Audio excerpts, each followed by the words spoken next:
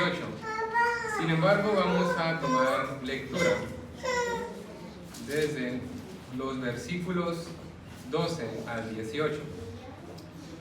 Dice la Escritura de la siguiente manera, capítulo 1 de Filipenses, versículos 12 en adelante. Quiero que sepáis, hermanos, que las cosas que me han sucedido han redundado más bien para el progreso del Evangelio, de tal manera que mis prisiones se han hecho patentes en Cristo en todo el pretorio y a todos los demás. Y la mayoría de los hermanos, cobrando ánimo en el Señor con mis prisiones, se atreven mucho más a hablar la palabra sin temor. Algunos, a la verdad, predican a Cristo por envidia y contienda, pero otros de buena voluntad. Los unos anuncian a Cristo por contención, no sinceramente, pensando añadir aflicción a mis prisiones, pero los otros por amor, sabiendo que estoy puesto para la defensa del Evangelio. ¿Qué pues? Que no obstante, de todas maneras, o por pretexto o por verdad, Cristo es anunciado, y en esto me gozo y me gozaré aún. Mis hermanos, el día de hoy he titulado este sermón Nuestros intereses en el progreso del Evangelio. Y abro esta hora lanzando la siguiente pregunta: ¿cuáles son nuestros intereses al hablar de Cristo y su mensaje? ¿Qué pretendemos obtener? ¿Cuál es nuestra ganancia? ¿Y cómo sería obtener perdición aun cuando estamos hablando de Cristo? Y algunas preguntas secundarias que vamos a atender en este pasaje, pero que es también importante dar respuesta. ¿Quiénes son estos que predican el Evangelio, pero que lo hacen por envidia y contienda, con la finalidad de añadir aflicción al apóstol Pablo? ¿Por qué existen dos grupos diferentes al predicar el Evangelio?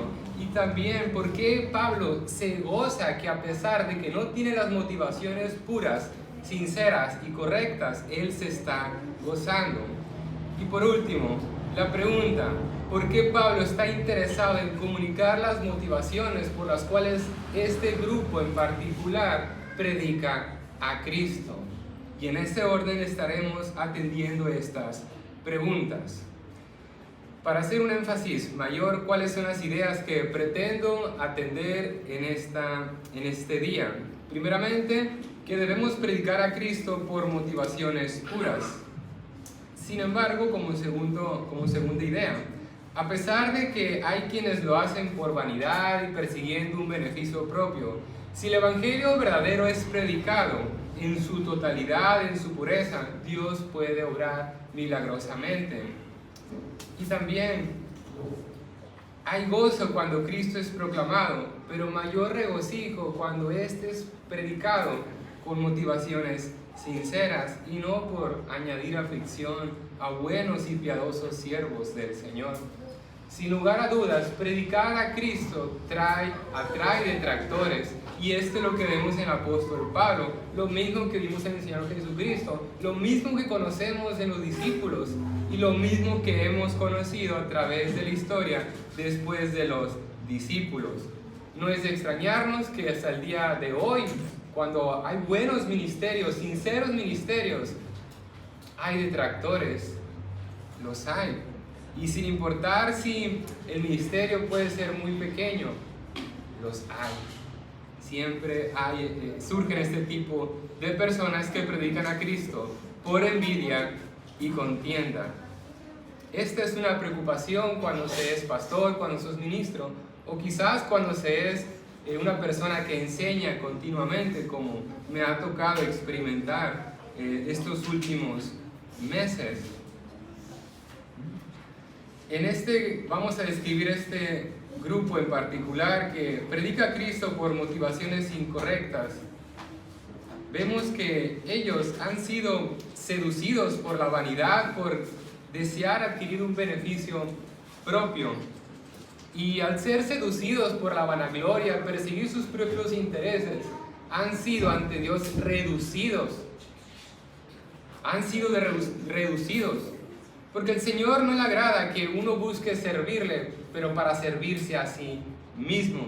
Sus ministerios llegan a ser tan pequeños, de un aspecto tan poco atractivo o amigable, orientados entonces al fracaso espiritual porque se ocupan de las cosas externas, porque ellos tienen interés en cosas externas, por lo cual el Espíritu de Dios no se complace en obrar allí, por lo general, porque en ocasiones, a pesar de eso, puede haber conversión, porque si el Evangelio se predica en su totalidad, el Señor puede obrar.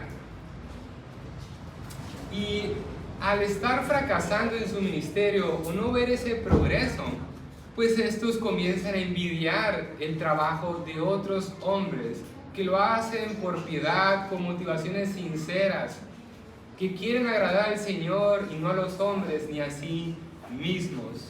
Y como estos buenos hombres lo hacen de la manera correcta, con las motivaciones correctas, comienzan a tener buenos resultados, resultados que el otro grupo desea, pero que se sienten tan lejanos de ello. Esta pregunta la lanzo ahora también a ustedes. ¿Servimos a Dios porque queremos servir a otros por amor, o buscamos servirnos a nosotros al servir a Dios y a los demás? No es lo mismo. Y esa es la primera pregunta con la cual quiero confrontar a usted, amado hermano, amada hermana. Y es una pregunta que continuamente yo me hago. ¿Estoy aquí motivado por motivaciones correctas o porque quiero ganar algo que no es espiritual? Juzgue usted. Si las personas que se paran aquí enfrente están por las motivaciones correctas o no. Es una responsabilidad que tenemos como iglesia para cuidar, para preservar cosas buenas aquí. No es un tema menor. La persona que predica el día de hoy está promoviendo sus intereses o está más interesado en añadir gloria a Dios. Dios quiera que sea así, que todos aquí los presentes queramos añadir gloria a nuestro Dios. En cambio, Pablo es diferente a este grupo. Dice en 1 Corintios capítulo 1 versículos 12 al 13 que cada uno de vosotros dice: yo soy de Pablo, y yo de Apolos, y yo de Cefas, y yo de Cristo. ¿Acaso está dividido Cristo? ¿Fue crucificado Pablo por vosotros, o fuisteis bautizados en el nombre de Pablo?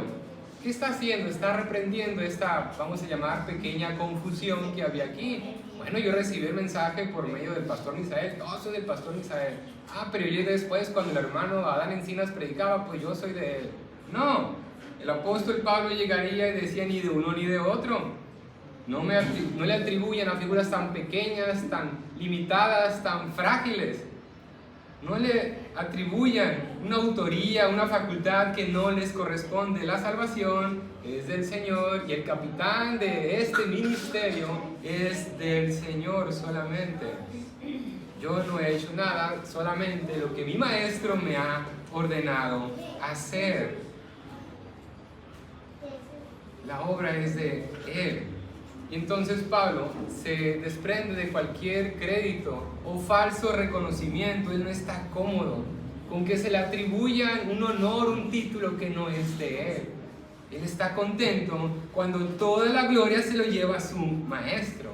Ese debe ser nuestro sentir, que todo el reconocimiento sea para él.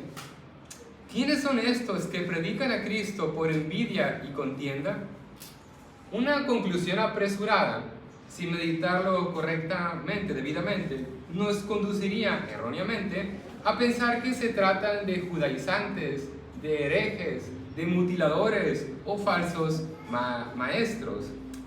Mas, como he dicho, este pensamiento nos conduce a una conclusión equivocada. ¿Por qué? Porque estas personas están predicando con la teología correcta, están predicando el evangelio verdadero. A diferencia, por ejemplo, lo que se menciona en el libro de Gálatas. Si gusta acompañarme, vayamos al libro de Gálatas. Se encuentra antes de Filipenses, de Efesios, luego dice Gálatas. Vamos a leer los versículos 6 al 9. Usted me sigue con su vista. Dice el apóstol Pablo, Gálatas, versículos 6 al 9. Estoy maravillado de que tan pronto os hayáis alejado del que os llamó por la gracia de Cristo, para seguir un evangelio diferente. No que haya otros, sino que hay algunos que os perturban, y quieren pervertir el evangelio de Cristo. Mas si aún nosotros, o un ángel del cielo, os anunciar otro evangelio diferente del que os hemos anunciado, sea anatema. Como antes hemos dicho, también ahora lo repito, si alguno os predica diferente evangelio del que habéis recibido, sea anatema. Hay un contraste muy claro aquí, porque nuestro pasaje, nuestro texto base, dice en Filipenses que el apóstol se está gozando porque el evangelio es predicado, mientras acá reprende, dice sea anatema, sea maldito. Pero ¿quiénes? ¿Los que predican el evangelio correcto y completo? No, aquellos que predican el evangelio que lo han cambiado, que lo han mutilado, que es un evangelio distinto. Entonces aquí la acusación es diferente. Incluso en 2 Corintios 11 también nos habla Pablo de obreros fraudulentos que se disfrazan como apóstoles de Cristo. Entonces, aquí en Filipenses entendemos que se estaba predicando con una teología ortodoxa, una doctrina bíblica, el evangelio verdadero, puro en su totalidad. ¿Cuál es el problema, Pablo, entonces? Que no tiene las motivaciones correctas. Nuevamente les pregunto, ¿nosotros tenemos las motivaciones correctas para servir a Dios? Eso me recuerda a cuando hace la acusación el Señor en el libro de Apocalipsis.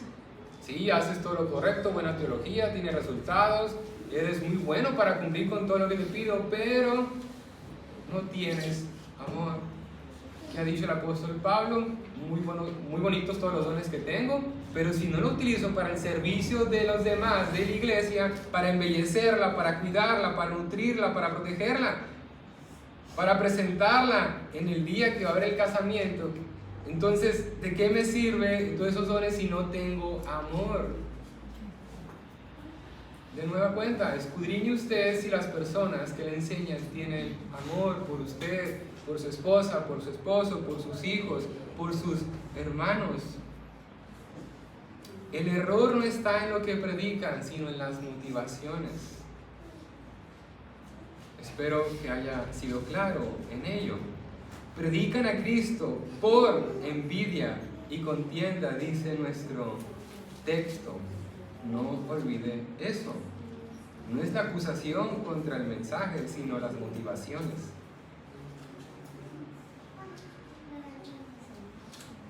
¿Qué es la envidia? Dice John MacArthur en su comentario a los Filipenses que la palabra que se utiliza aquí para referir envidia es el deseo de privar a otros de lo que les corresponde por derecho.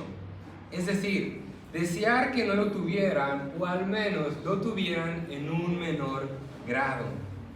Eso es lo que dice John MacArthur en su comentario a los Filipenses. Jonathan Edwards, este teólogo puritano, pues lo que podríamos denominar un gigante de la teología, en su obra El amor y sus frutos, explicando que el espíritu cristiano es opuesto a la envidia, da muy buenas observaciones acerca de ello.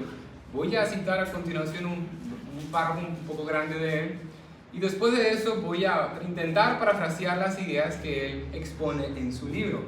Cito textualmente, abro comillas: la envidia puede referirse como un espíritu de oposición a la felicidad relativa de los demás. Los envidiosos se oponen a la felicidad de otros en relación con el estado de honor o de felicidad que tienen o pueden tener los demás y su propio estado. Envidia es cuando las personas se oponen al honor o a la prosperidad que tienen los demás porque están por encima de ellos, ya sea porque tienen en general más prosperidad económica o porque tienen algún honor y goce particular que estos no tienen. Primer acto de la envidia, no lo dice aquí, pero lo podemos inferir, es no estar satisfecho con lo que Dios me ha dado a mí. Segundo acto, volteo a ver qué tienen los demás. Tercer acto, me amargo.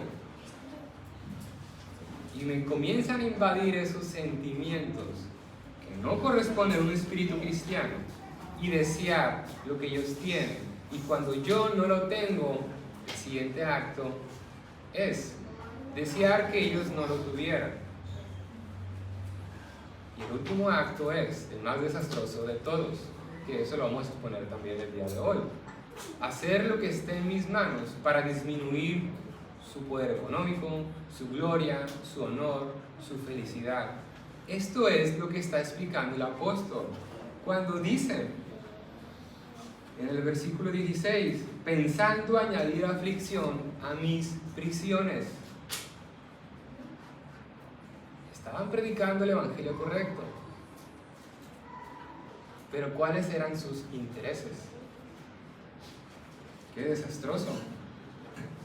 En el hombre, dice Edwards, hay una disposición natural de querer estar por encima de otros, y esto me temo que es verdad.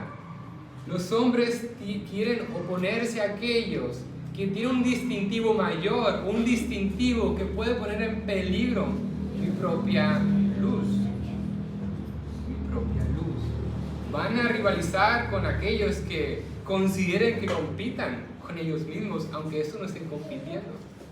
Pero ellos lo perciben así, porque están siendo alimentados por la vanagloria. Quieren el honor, quieren títulos. Tenemos una disposición, un deseo de poseer ciertas cosas de forma exclusiva.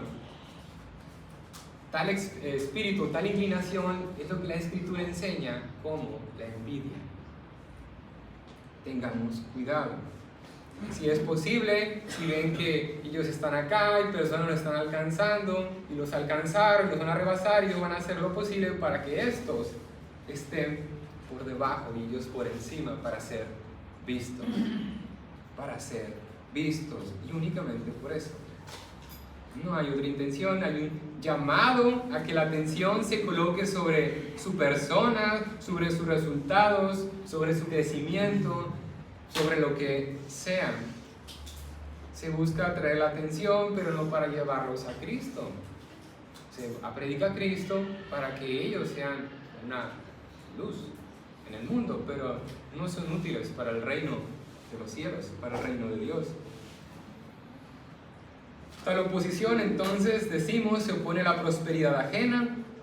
El espíritu se enciende de estos hombres cuando otros prosperan, pero no se enciende en alegría, en gozo, sino que se enciende en amargura, en hostilidad, lo cual conduce a la aversión, el odio, el rencor. Esto era lo que sentían estos opositores de Pablo. Les resulta incómodo cuando el prójimo prospera o alcanza su estatus o lo rebasan, porque comprometen su distinción. Como hemos dicho, esto los conduce al acto de rivalizar. No tendrán reparo alguno en contender, como dice el apóstol, porque predican por envidia y contiendan. Harán lo que sea necesario para recuperar su honor y destruirán a quien tengan quien destruir, y no tendrán remordimiento. A eso conduce la envidia. Yo imaginaba el siguiente escenario: de ser posible, llevar a juzgado a quien envidia y al envidiado, ¿sí? El crimen que señalaría o acusaría al envidioso, a quien envidia, sería: yo acuso a mi prójimo de querer prosperar tanto como yo, o incluso se atreve a prosperar más que yo. Lo acuso como un criminal porque compromete mi estatus y no estoy dispuesto a compartir mi distintivo particular. A ti, hombre, que quieres prosperar más que yo, te rechazo, te repudio, porque perturbas mi paz, mis intereses. Comprometes mis aspiraciones propias, te desprecio y te condeno. No es un tema menor la envidia. Este es el resultado del alma que envidia. Está tan cerca de cometer homicidio espiritual como quien es poseído por la ira. ¿No me creen? Fue por envidia que la muchedumbre judía y los jefes de los sacerdotes entregaron en manos de Pilato al Señor Jesús para crucificarlo, para detener su ministerio, según ellos, torpes, necios, porque esto debía ocurrir así. Fue por envidia que los supuestos sabios de la nación maquinaron un plan para colocar en aprietos a un Daniel que oraba 3 veces al día, o más veces, no creo que únicamente 3 veces, pero oraba a un Dios diferente. Pero había celos, había envidia y contendían contra este buen siervo del Señor. Fue por envidia que el rey Saúl persiguió a David. Tenía celos, pagando mal con aquel que solo le procuraba el bien. ¿Acaso no se cumplen estas palabras que estamos exponiendo en los corazones de los hermanos de José, quienes deseaban, anhelaban el amor que su padre tenía hacia José y no hacia ellos? El corazón de su padre se inclinaba mayormente a José. No toleraron que José fuera tan amado, querían ese distintivo para sí mismos. Anidaron en su corazón la envidia, lo alimentaron, lo fortalecieron, y el espíritu de envidia los poseyó, la inclinación los poseyó, por lo cual consintieron aborrecerlo. Y no solo eso, sino que le vendieron como un esclavo. No les importó el bienestar de José, ni tampoco el bienestar de su padre. Fue por envidia que el primer bebé de la tierra, Caín, mata a su hermano. El primer bebé de la tierra. La envidia no es un tema menor. Fue por envidia que Satanás, no es un hombre, Satanás, que sabemos su origen, hoy reina en las tinieblas, y es por envidia, la cual tiene a los hombres que hasta el día de hoy se continúa arrastrando en esta tierra para destruir las almas de los hombres. Él sigue operando. De ser posible, lo sabemos, llevaría a todos los hombres al infierno. ¿Cómo hace esto? Bueno, si bien es cierto que con el tiempo Él ha refinado sus métodos, sus sistemas, sus ideas para destruir las almas de los hombres, no tengo ninguna duda de que continúa empleando el mismo que utilizó con nuestros primeros padres. Alimentó el orgullo, la vanagloria, la emancipación, la autonomía, el individualismo, tal como nuestro presente siglo dice. Busca tu libertad, sé individual, emancípate, no necesitas a Dios. Tal como habló a Eva y esta a su vez a su esposo, el diablo habla al oído de una forma tan seductora, tan exquisita, y una vez que cautiva con engaños el corazón de su presa, lo arrastra para hacerlo descender por el deslizadero que conduce al lugar que será el lloro y el crujir de dientes. La envidia es solo otra forma de actuar como el demonio mismo, y es un boleto que conduce irremediablemente a la condenación eterna. ¿Vamos a consentir la envidia? Es un pecado por el cual nuestro Señor Jesucristo también padeció. ¿Estás seguro que no hay problema en consentir tales pensamientos en nuestra vida? El decir tengo envidia de la buena es otra forma de aprobar la envidia. Es una forma de no querer lidiar con este pecado. Y es una forma que nos va a destruir a todos. No solamente a esa persona la corrompe, porque añade aflicción a otros, actuando, haciendo las cosas correctas, pero no de la forma correcta.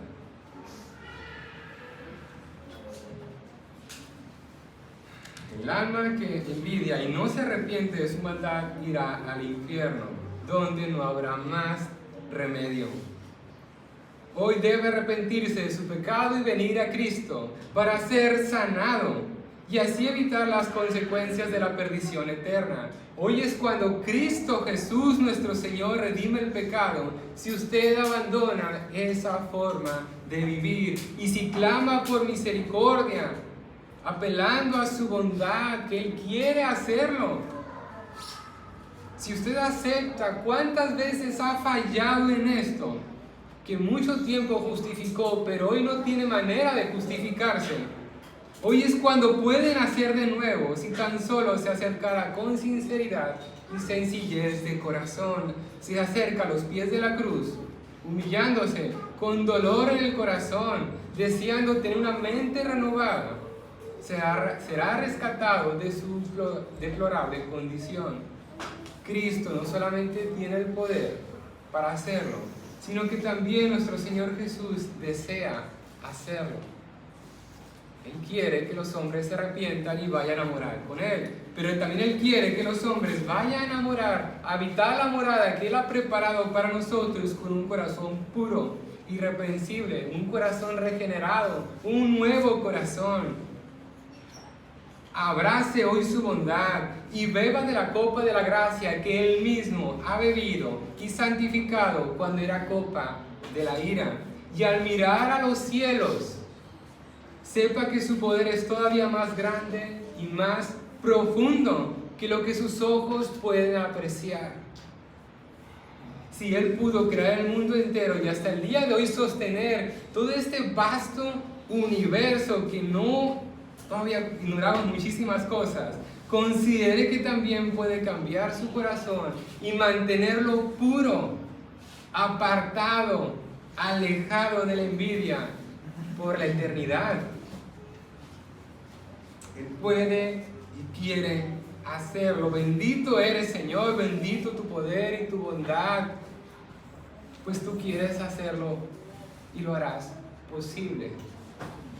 Qué bueno es nuestro Señor, qué bueno es que el que es creyente el día de hoy sabe que no puede consentir la envidia y huye de ello, porque la envidia se opone a un espíritu cristiano, dice Jonathan Edwards. Nosotros antes vivíamos así cómodamente, nos justificábamos, decíamos, no hay nada malo en envidiar al rico. Cuando estudiaba esto, recordaba mucho cuando era niño, así como Samuel, Mateo, Leito, y ahorita también.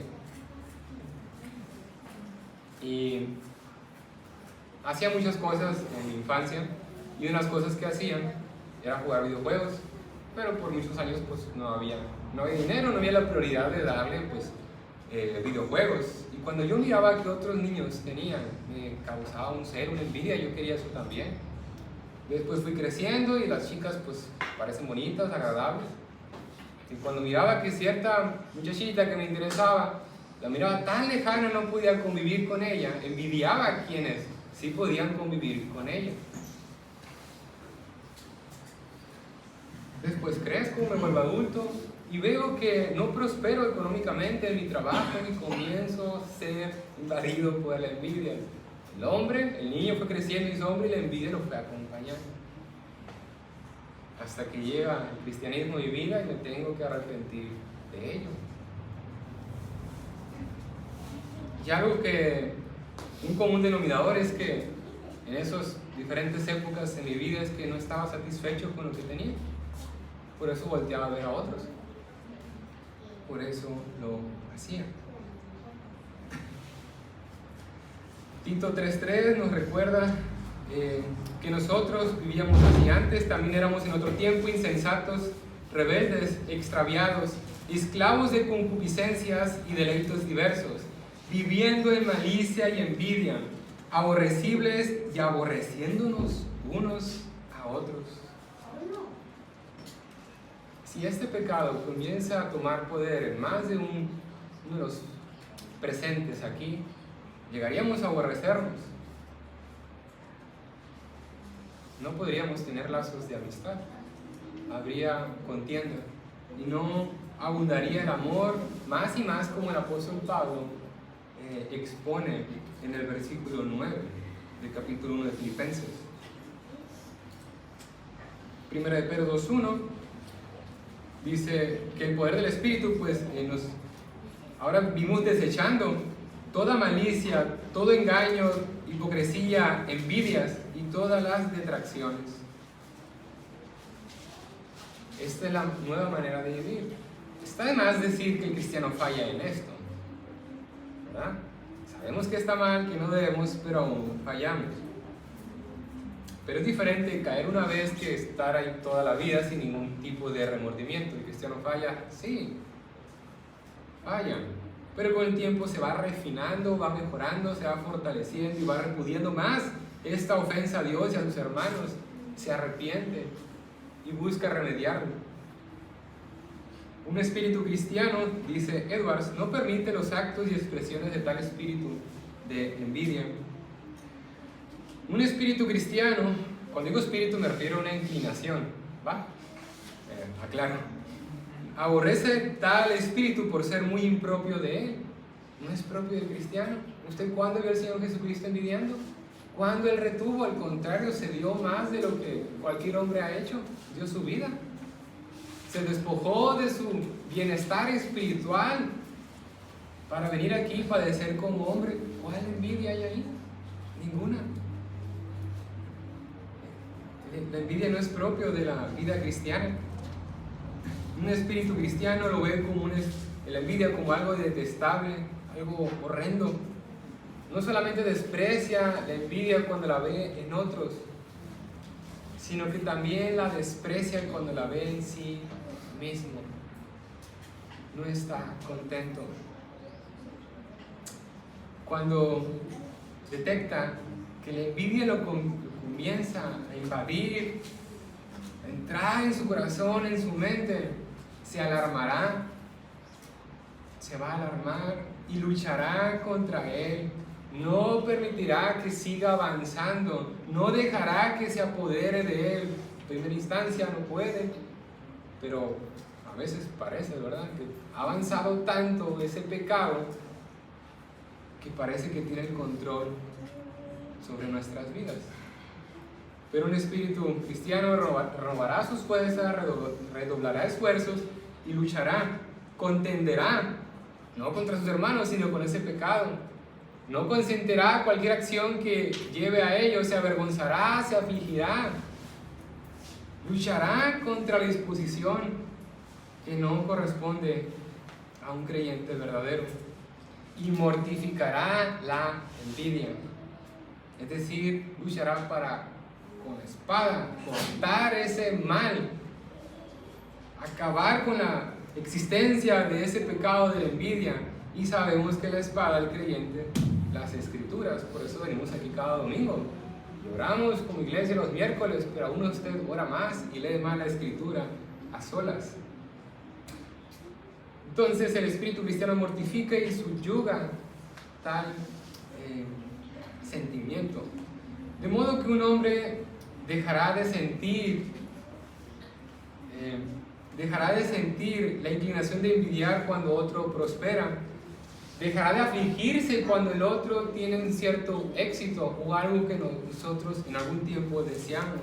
Dejará de experimentar disgusto por la felicidad ajena, por el honor ajeno, por el título ajeno, y abandonará la idea de albergar cualquier deseo que le pueda llevar un mal a esa o aquellas personas.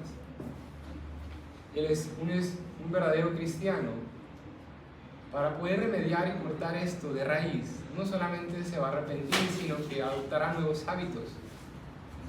¿Cuáles hábitos? Estar satisfecho con su propia condición.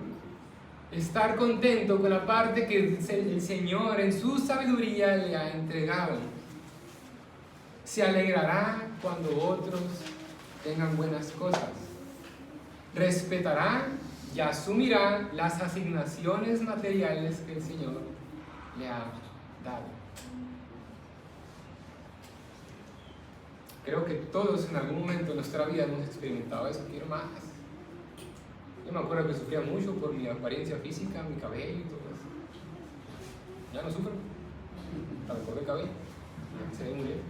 Bueno, yo pienso eso. No me lo corté para dar enseñanza, hermano. Digo, si alguien piensa, ¿no? Me decían, ay, qué valiente, pero ese cabello. Y yo la verdad soy tan ajeno a eso porque no tengo realmente un amor a mi imagen, es que no me importa. No digo que no sea el aseo prosano, es otra cosa, pero no me importa. Si me veo bien o mal, no me interesa tu opinión. Me interesa cuando hay cierto cariño, aprecio, ahí sí, pero no me interesa lo que pienso. Entonces, para mí no significa ningún valor, simplemente quería verme diferente, a ver cómo se veía. Y ya está. Pero es muy difícil entender para este siglo, no, espérate, pues te ves muy diferente, no te queda bien. No. El Adán de hace 15 o 20 años sí le hubiera preocupado mucho eso. Porque no estaba satisfecho conmigo mismo, pero es irrelevante, es intrascendente, es algo tan trivial para mí. Consecuencia de entender el Evangelio, también me he despojado de eso. Dice el apóstol Pablo en el capítulo 4, versículos 11 a 12 de Filipenses: no lo digo porque tenga escasez, pues he aprendido a contentarme, cualquiera que sea mi situación. Sé vivir humildemente y sé tener abundancia. En todo y por todo estoy enseñado, así para estar saciado como para tener hambre, así para tener abundancia como para padecer necesidad. He aprendido a contentarme. Gracias a Dios, porque eso es una realidad en mi vida. No es que lo he perfeccionado y dominado, pero sí hay más gozo y alegría que antes y mayor gratitud. Gloria a Dios por ello, y yo sé que en sus corazones también. Es una hermosa dádiva del Señor. Un espíritu cristiano se alegra con la prosperidad de los demás, dice Romanos 12:15. Alégrense con los que se alegran y lloren con los que lloran. Nos da gusto, amado hermano, cuando usted comparte buenas noticias, así como yo sé que se ha alegrado de situaciones mías, lo sé, y eso es un gran motivo de gratitud para con el Señor. Si consentimos la envidia, pues me temo que la envidia lo obligará a caminar por el doloso sendero de la amargura. Y sí, vivía muy amargado cuando envidiaba.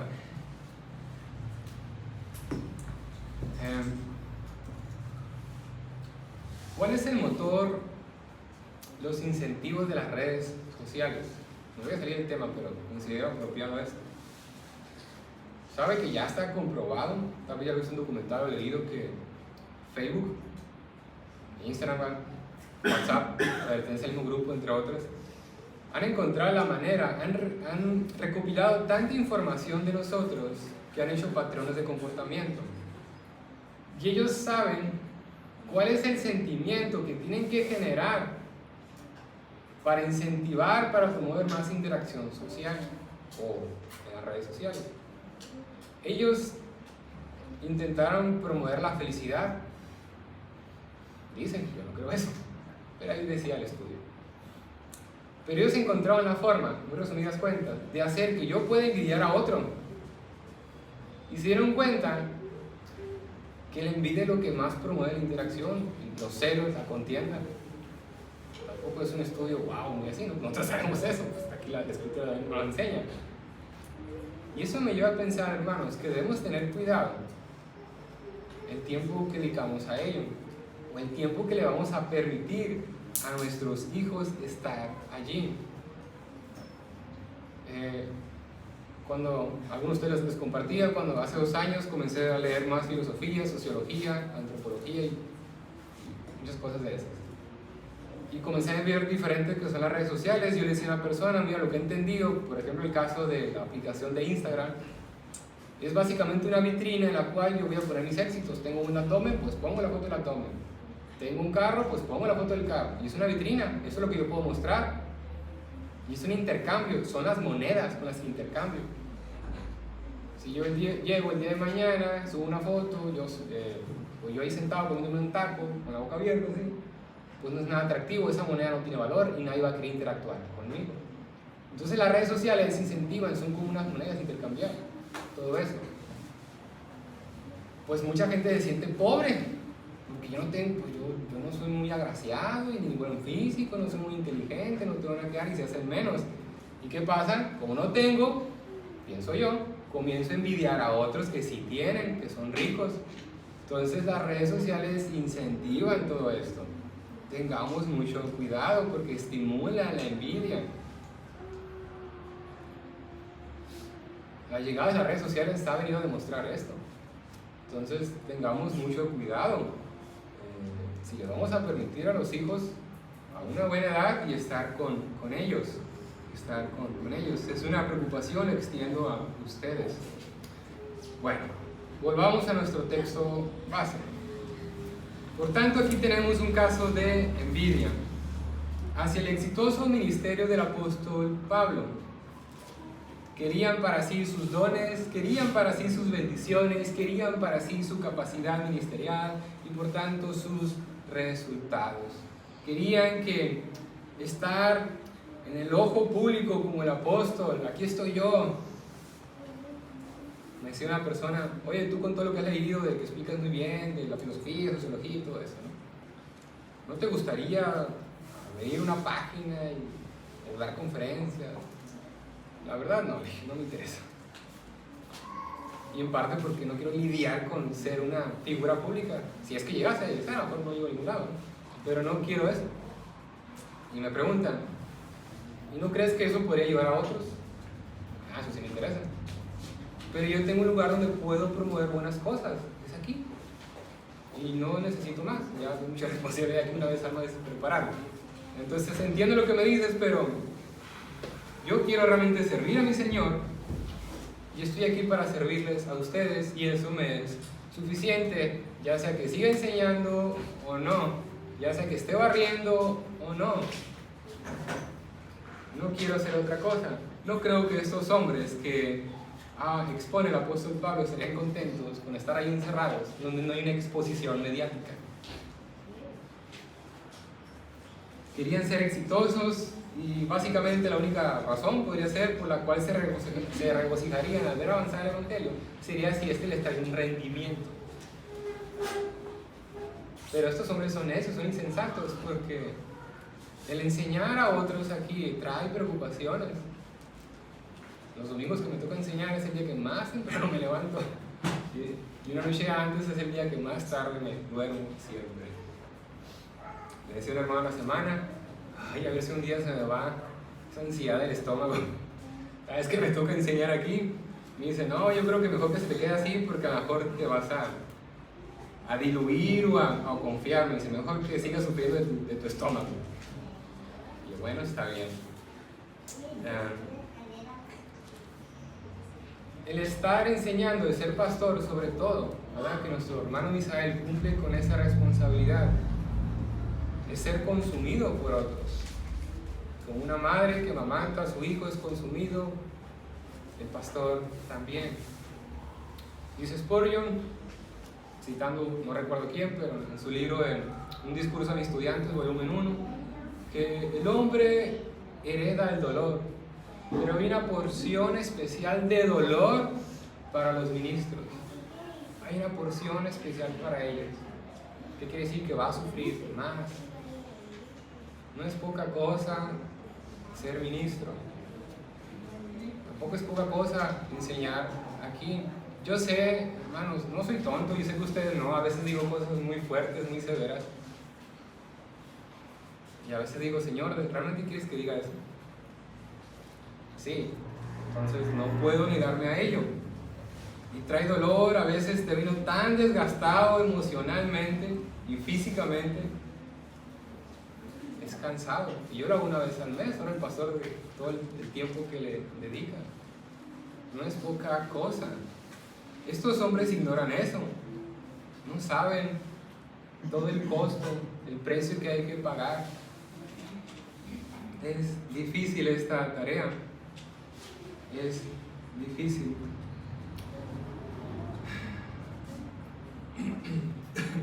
¿Cuál es la razón más frecuente para enemistar a personas? La envidia y los celos. Contiendan, pelean, disputan, hay conflicto, rivalidad, se dejan de pelear, a veces en cosas tan pequeñas. Llega tal vez una mujer a una fiesta y ve que la otra mujer tiene el mismo vestido y ya se pelea. Oye, pero es tu hermana, no me importa, mamá. Yo quiero ser diferente, quiero ser distintivo. O un hombre, pues, es el mejor, el número uno en algo, y llega otro y lo destrona. Y hay rivalidad y contienda. ¿Cuáles podrían ser los ataques que pudo haber recibido el apóstol Pablo? Vamos a especular un poco, pero no creo que sea muy alejado de lo que realmente pudo haber ocurrido. Señalamientos injustificados, injustos, como quizás recibió Job, este siervo justo, que de forma injustificada pues fue señalado por sus amigos. Pablo, seguramente has hecho algo muy malo, por eso la gracia del cuidado de nuestro buen Dios te abandonó. Pablo, ¿estás seguro de que fuiste verdaderamente llamado al ministerio? Entonces, explica por qué se ha truncado tu ministerio el día de hoy. Otro señalamiento podría ser: Pablo, por un tiempo fuiste el campeón de los evangelistas, el número uno en las obras misioneras, pero me temo que la vigencia de tu servicio está pronto a cumplirse. Pablo, yo sabía que eras un falso maestro desde el inicio. Siempre lo supe y ahora tengo pruebas. Mira dónde estás hoy. Recordar que era prisionero. Pablo, si en verdad predicabas el verdadero evangelio con la supuesta autoridad que dices haber recibido del mismo Señor Jesucristo, en lugar de estar cómodamente en tu prisión, habrías muerto como un auténtico mártir. Concluyo que eres un falso maestro. ¡Qué vergüenza, Pablo! Podría ser, ¿verdad?, este tipo de señalamientos, porque querían añadir la aflicción. No solamente iban a predicar a Cristo, aprovechándole a meter zancadilla en la posición, digamos, vulnerable, sensible que está experimentando él. No obstante, tenemos otro grupo, el cual nos dice el texto que otros de buena voluntad predican el evangelio verdadero en su totalidad. Este grupo no aprobó, no consintió criticar a Pablo, sino todo lo contrario, lo consideraron al apóstol como un compañero y guía de milicia, porque hemos visto en el versículo 14, y la mayoría de los hermanos, cobrando ánimo en el Señor con mis prisiones, se atreven mucho más a hablar la palabra sin temor. Aquí es probable que los dos grupos se animaron, tanto los envidiosos que vieron que aparentemente el ministerio de Pablo estaba decayendo. Es mi oportunidad ahora, ¿sí? Es mi oportunidad de que florezca mi ministerio, y si es posible una zancadilla, un golpe para que dé el golpe de gracia y se acabe y ya no se levante el apóstol. Pero había otro grupo que, viendo las prisiones de Pablo, se atreve mucho más a hablar sin temor.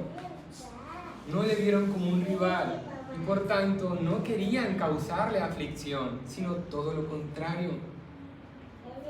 Es posible que muchos de estos hombres de este segundo grupo se sintieran agradecidos por ser una inspiración o por confrontar sus vidas, porque él todo lo que había hecho viajó cómodamente y no se movía a hablar más.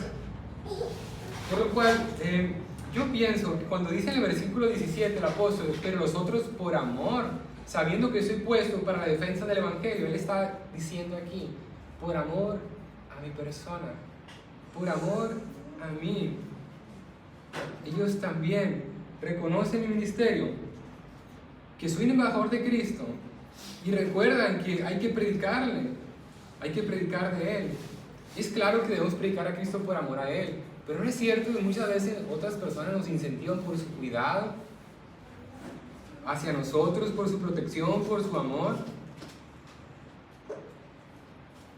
Ellos vieron la causa de Pablo y se apropiaron de ella, porque sabían que no era propiamente de él, sino que era una causa de Cristo que le fue encomendado a él. Está limitado, yo voy a salir por Pablo y a predicar a otros. Esta obra no se va a detener, esta obra continúa. Y esta obediencia, como dice el texto, ocurre de buena voluntad.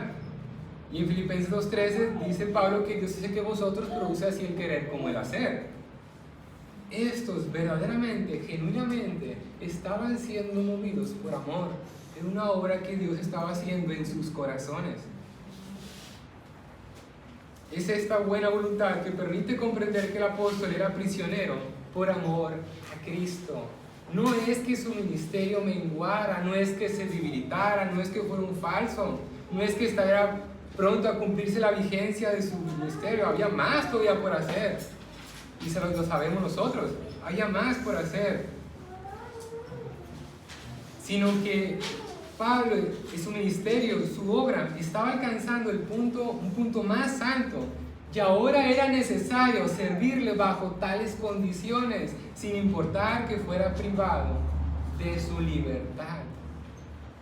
No es que su amor por su Salvador se debilitara, sino que se estaba consolidando tan fuerte que el Señor sabía que, aunque las condiciones se tornaran poco favorables para él y poco amigables y alentadoras, porque él ni siquiera sabía qué iba a hacer de su vida. Él era optimista, que no iba a perder la vida y que no iba a estar mucho tiempo encarcelado, pero había la posibilidad de que se nos acabó Pablo. Pero él era optimista. Entonces, el Señor sabía que él estaba siendo tan estimulado que no se iba a nublar, que no iba a decaer su ánimo. ¿Y cómo sabemos esto que fue así? Pues como inicia la carta, que ya lo hemos enseñado. Doy gracias a mi Dios siempre que me acuerdo de vosotros. Doy gracias, siempre da gracias. Y hay un amor que abunda en él y se siente tan arropado por sus amados filipenses y sigue intercediendo por ellos. Su ánimo no ha decaído.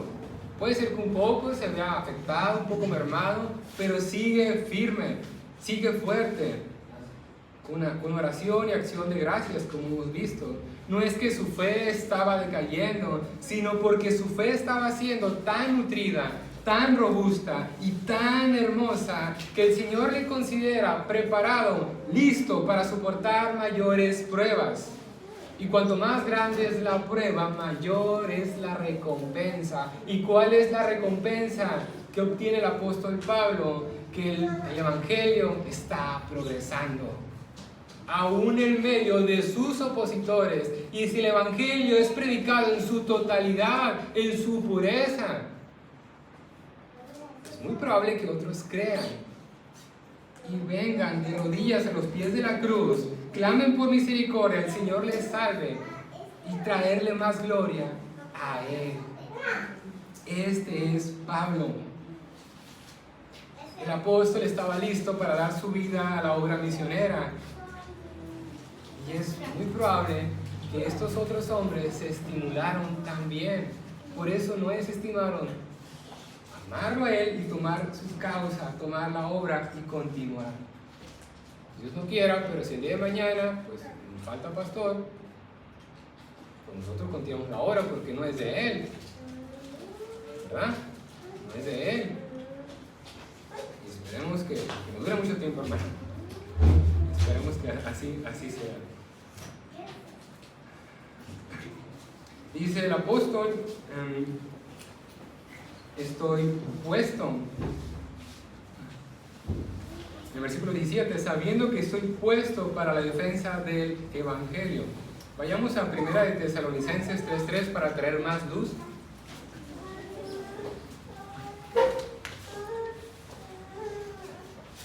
Ahora que hemos estado estudiando a las 10 de la mañana cómo interpretar textos, pues aquí va otro consejo. Si no tenemos un pasaje muy claro, podemos tomar otro que nos puede traer pues mayor claridad.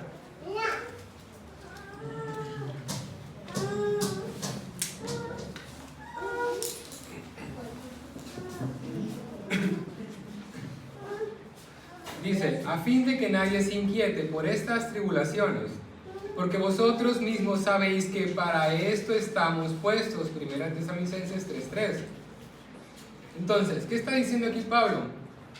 Que hay una determinación. Él ha sido puesto. Alguien lo puso allí, alguien mayor que él, por un propósito, por una razón. Hay una determinación allí. Hay una intención.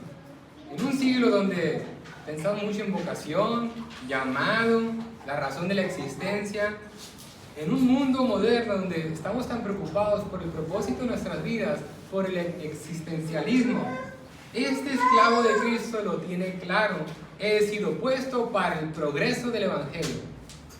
Y si tengo que ser privado de mi libertad, que así sea. Y si he rogado porque se me quite el aguijón y prolongar mi vida, que así sea, que mi vida hasta aquí llegue.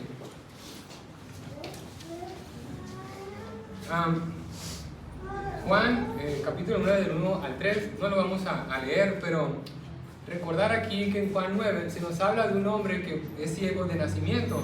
Sus discípulos le preguntan: maestro, ¿qué ha hecho este hombre? Bueno, ¿quién pecó? ¿Sí? Para que este hombre naciera ciego, ¿este o sus padres? ¿Sí? ¿Y qué responde el buen maestro? No es que pecó este ni sus padres, sino para que las obras de Dios se manifiesten en él. ¿Pablo pecó, por eso está padeciendo? ¿Estaba decayendo en su fe y necesitaba ser estimulado? ¿No? Él está siendo privado de su libertad para que las obras de Dios se manifiesten en él. Soberanía de Dios. Hay un propósito. Hay un propósito. Y eso aplica también a nuestras vidas, sea cual sea su situación, hay un propósito allí. Hechos 9:15, el Señor le dijo: ve, porque instrumento escogido me es este, le dice a Pablo, para llevar mi nombre en presencia de los gentiles y de reyes y los hijos de Israel. Ya explicamos esto anteriormente, que el apóstol Pablo después es privado de su libertad y a raíz de estar puesto en su libertad, lleva el evangelio a la guardia pretoriana, de una manera que no habría sido posible. De la misma manera que nosotros, pues en ocasiones tenemos que ir al hospital, tenemos malas noticias, y de otra manera no debemos ir al hospital, estar 2 o 3 días allí. Tenemos la oportunidad de predicar el evangelio en un escenario distinto que de otra manera, pues muy probablemente no estuviéramos allí. Puede ver cómo esta situación de Pablo es aplicada en nuestras vidas también. ¿Qué es esto? Que el cautiverio presente no es casualidad, hay un propósito, sus prisiones no son obras humanas, pero Dios obra a través de manos humanas.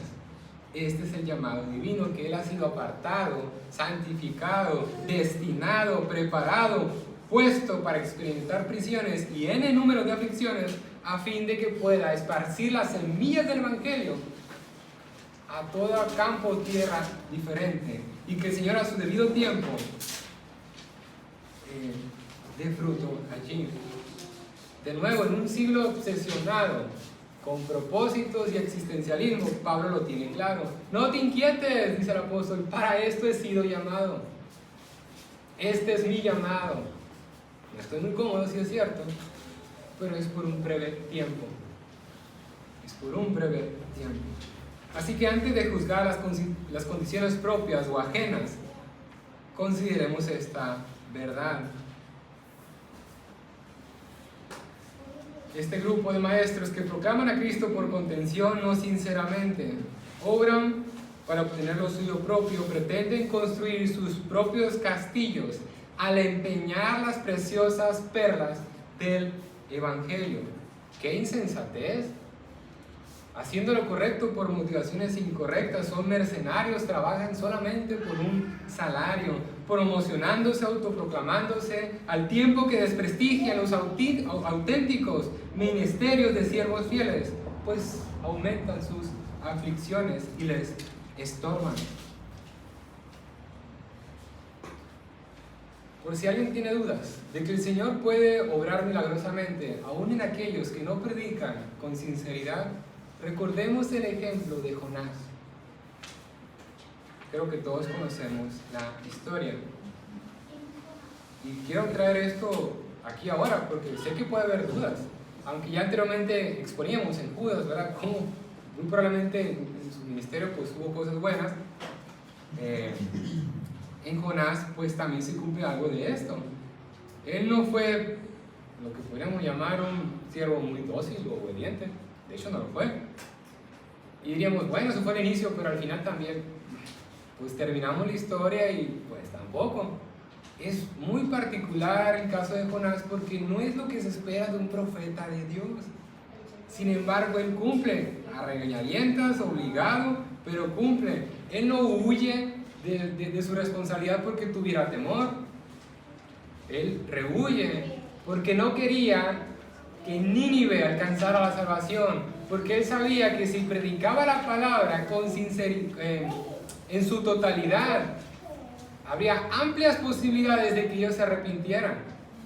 Y él sabía que Dios tiene el poder, Jehová tiene el poder, y quería hacerlo.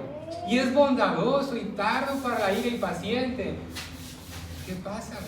Jonás no quería que ellos se arrepintieran, que ellos alcanzaran salvación, porque pues ahí entra en cuestiones como una persona de Israel, haya pues disputas contra Nínive, pues había cierto resentimiento, había recelo, pues había envidia.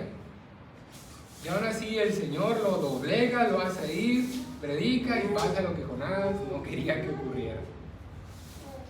Si aún por medio de este torpe profeta Dios obra, ¿cuánto más en aquellos como yo, que soy tan torpe para hablar a veces, pero examino y Dios quiera sea así, que mis motivaciones sean correctas, puede obrar? A veces me dicen, no hermano, a veces hablas muy rápido, no se te entiende, yo sé, pero prefiero dedicar ese tiempo a examinar mi corazón si estoy haciendo las cosas de forma correcta. Entonces el corazón de Jonás pues albergaba cierto resentimiento, pero Dios no le importó y le utilizó. Dios honra su palabra y dice que no volverá a él vacía. ¿Quiénes somos nosotros para retener las preciosas perlas del Evangelio? Si Dios mismo, el Dios Trino, no retuvo a su Hijo, ¿quiénes somos nosotros para retenerlo? Si el mismo Señor Jesucristo sabía lo que habría de ocurrir con el traidor Judas y fue paciente, amoroso, dadivoso con él, ¿por qué nosotros habríamos de limitar las palabras de vida eterna a otros? ¿Quiénes somos nosotros? Nadie. El Señor no es envidioso, sino que da de una forma que nosotros jamás podremos dar. Si nuestro Dios da, nosotros también debemos dar, porque se nos da cuando no merecemos y no se nos da lo que sí merecemos. Gracia y misericordia. Ya estamos entrando en la recta final, hermanos. Última pregunta por atender. ¿Por qué Pablo desea comunicar su aflicción y la causa de la misma? No había comunicado eso. Recordemos que la iglesia de Filipos envía a Epafrodito a donde está encarcelado Pablo. Le envía una pequeña ofrenda, le envían saludos, le comunican la situación. ¿Cómo sabemos eso?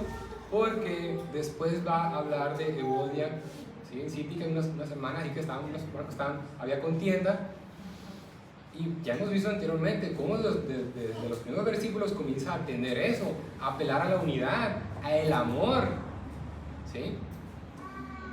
Entonces Epafrodito llega, Pablo le envía con la carta. Llega la carta por medio de Epafrodito y ellos están ansiosos de saber cómo está él. Ya lean la carta, por favor. Ya quiero ver cómo está Pablo, qué nos dicen. Y comienzan a leer y ven que él se dirige a ellos de una manera muy humilde, sencilla. No dice que es el apóstol, no dice que es el embajador de Cristo, dice Pablo y Timoteo de una manera muy sencilla. Comienza a leer que él da gracias a Dios y da gracias por su vida, les dice que ora por ellos, les habla del contenido de la oración, las aspiraciones que él tiene para con ellos, que sigan creciendo, abundando en este amor. Y los hermanos filipenses, yo los imagino, dicen, ya dime Pablo, ¿cómo estás? Quiero saber tu situación, eres prisionero, dime cómo estás.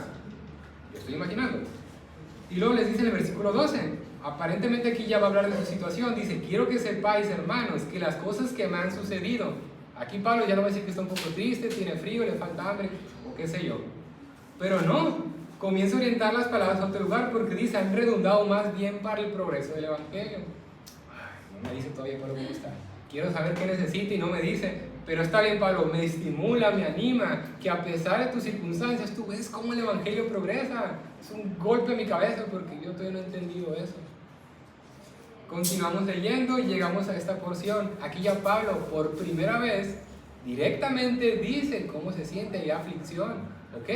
Entonces Pablo sí está animado, está gozoso, pero también hay aflicción, hay un poco de dolor, de preocupación por estos hombres que contienden. Entonces, ¿por qué Pablo ahora sí comunica su condición? Yo pienso, vamos a leer el capítulo 2. ¿Sí? El capítulo 2, versículos 1 al 4, ya vamos a terminar. ¿Sí? Capítulo 2 de Filipenses, versículo 1 al 4, nos da la respuesta. Dice el apóstol Pablo: por tanto, si hay alguna consolación en Cristo, si algún consuelo de amor, si alguna comunión del Espíritu, si algún afecto entrañable, si alguna misericordia, completad mi gozo, sintiendo lo mismo, teniendo el mismo amor, unánime, sintiendo una misma cosa. ¿Cómo se está repitiendo la misma expresión? Hay una intención ahí. Versículo 3. Nada hagáis por contienda o por vanagloria, antes bien con humildad, estimando cada uno a los demás como superiores a él mismo, no mirando cada uno por lo suyo propio, sino cada cual también por lo de los otros. Aquí el apóstol está dando el remedio contra la envidia que está pasando, que Pablo está atendiendo esta disputa que había entre estos hermanos, que cada uno ellos estaban buscando lo propio, por eso había contienda, había envidia, celos, contienda, disputas. Y Pablo, así como es expuesto, que la envidia no es un tema menor, puede dividir a la iglesia, nos puede dividir. Entonces, por eso Pablo aquí hace hincapié de dos grupos: uno que hace las cosas correctas de buena voluntad y otro que hace las cosas correctas por mala voluntad.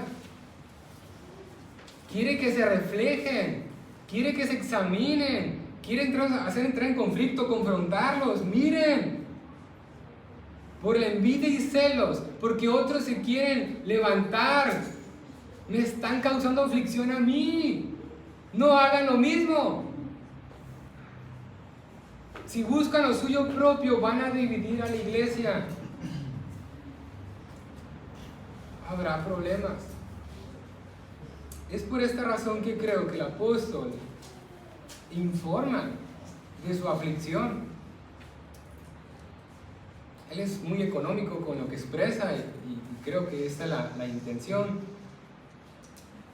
Dice Filipenses 1:27, solamente que os comportéis como es digno del Evangelio de Cristo, para que, o sea que vaya a veros, o que esté ausente, oiga, de vosotros que estáis firmes en un espíritu, combatiendo unánimes por la fe del Evangelio.